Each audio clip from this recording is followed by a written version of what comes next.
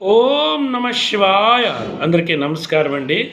మనం అస్ట్రోలాజికల్గా ఎన్నో పాయింట్స్ చెప్పుకుంటూ వస్తూ ఉన్న భాగంలోని ఈరోజు మన వస్త్రధారణల గురించి చెప్పుకుందాము. ఎలా ఉంటుందంటే, వస్త్రాలు మానవుడి యొక్క శరీర వాస్తు ప్రకారంగా చూసినప్పుడు దాదాపుగా ఒక 50% వస్త్రాలు మెయింటైన్ అయిపోతూ ఉంటాయి.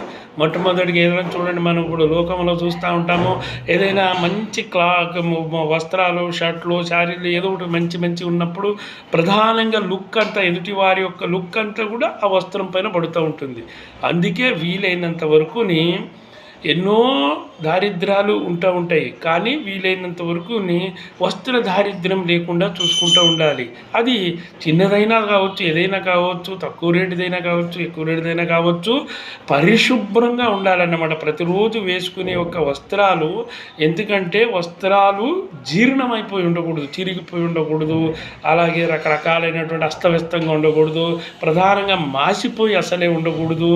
ఎప్పటికప్పుడు వాష్ చేసుకుని వాటిని ఇస్త్రీ ఉన్నా లేకపోయినా కనీసం శుభ్రమైతే ఉండి అలాంటి వస్త్రాలు వేసుకోవడం వల్ల శుభ్రలక్ష్మి ఆవహిస్తూ ఉంటుంది. అందువల్ల ఈ వీలైనంత వరకు ప్రతిరోజు కూడా మంచి వస్త్రాలని ధారణ చేస్తూ ఉండండి. తప్పకుండా అది శుభం కలుగుతూ ఉంటుంది. ఎందుకంటే మనం వేసుకునే ఒక వేషధారణ మన వృత్తులపైన పడుతూ ఉంటుంది, అలాగే మన భావాలపైన పడుతూ ఉంటుంది, అలాగే ఎదుటి వారి యొక్క మనస్తత్వాన్ని కూడా, వాళ్ళ ప్రభావం కూడా పడుతూ ఉంటుంది.